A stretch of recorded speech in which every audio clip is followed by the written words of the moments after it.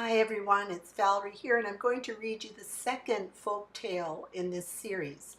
And this one is called Mother Hulda.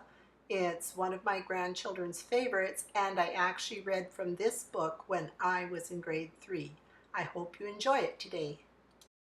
In the story, the beautiful girl is going to be churning butter, and anybody can really make butter. You just put cream, a room temperature cream, in a container, and you splash it around like crazy, and it will turn into butter.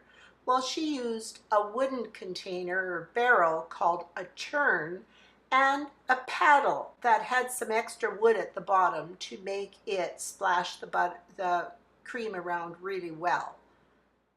Now, come to think about it, I should have called that a plunger, not a paddle.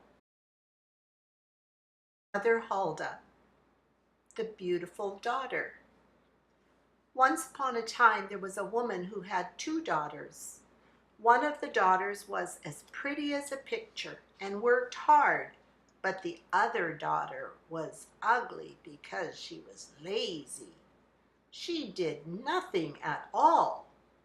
The beautiful maiden milked the cows, scrubbed the floors, churned the butter, and baked the bread. The lazy girl would not churn, or bake, or milk, or scrub, or do any work at all. The floors might stay dirty, and the cupboards might be empty, and still she wouldn't work. One day the beautiful maiden went to the well for a pail of water. She got down on her knees at the edge of the well and leaned over to draw up the heavy pail. The maiden leaned over so far that she fell head first into the well. Down she went, down, down, down. The next thing she knew, she was in a beautiful meadow full of red roses and white Easter lilies. There was a path among the flowers, and as she walked along it, wondering where it would lead her, soon she came to a strange little house with a high pointed roof. Just then, an old woman popped her head out of the window. When the maiden glanced up and saw the ugly old woman, she began to run away in fright. "Don't be afraid, my dear child," the old woman called to her in a pleasant voice. "I am Mother Hulda. Come into my house and talk with me." Mother Hulda looked as ugly as an old troll, but her voice was so kind that the maiden was not frightened anymore. She walked into the house. Then Mother Hulda invited the maiden to live with her. "You may work for me," she said. "If you are a good helper, I will treat you very kindly. I will treat you as if you were my own daughter." So the maiden decided to stay with Mother Hulda. Mother Hulda said, "You must make my bed carefully every day. You must learn to shake the pillows until the feathers are scattered through the air. When you do this, snow falls upon the earth." The maiden pounded and shook the pillows until the feathers flew around. "That is right," said Mother Hulda. "Shake the pillows, make the feathers fly, then snow will fall upon the earth." The maiden stayed with Mother Hulda and worked very hard every day. Mother Hulda treated her very well. She treated her as if she were her own daughter. One day the maiden said to Mother Hulda, "You have treated me well during my stay here. You have treated me like a daughter, but I miss my mother and sister. Please, may I go back to them?" "Yes, dear, you may go now," said Mother Hulda, as she led the girl to a door which opened before them. As the maiden went through the door, a rain of gold coins poured down.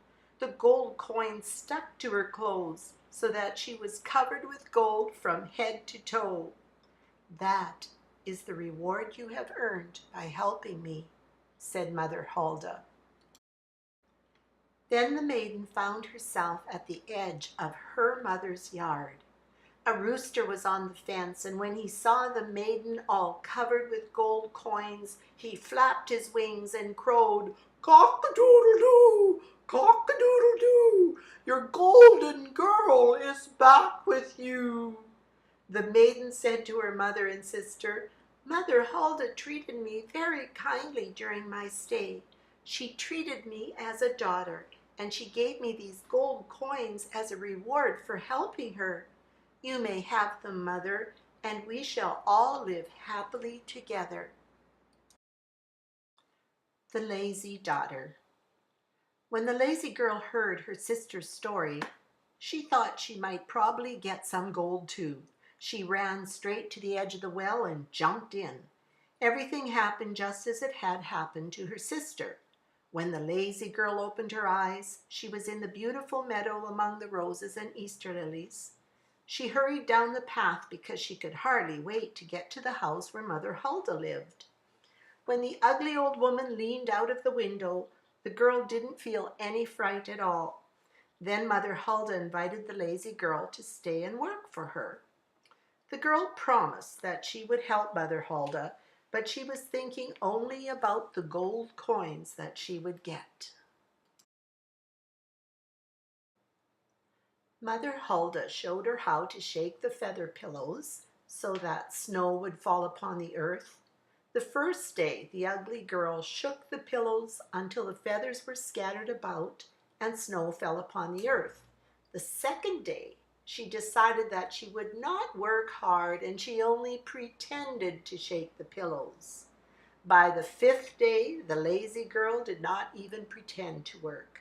Mother Hulda called her, but the girl answered crossly, "I am not going to work. It is foolish to shake those pillows every day, and the house isn't very dirty. I'm going to rest." Finally, Mother Hulda came to the girl's room and said, "Get up, my girl. You are going home today." This is what the girl wanted to hear. "Now I shall get the gold," she thought. When Mother Hulda led the girl to the big door, sticky black tar poured over her from head to toe. "This is your reward for the way you helped me," said Mother Hulda.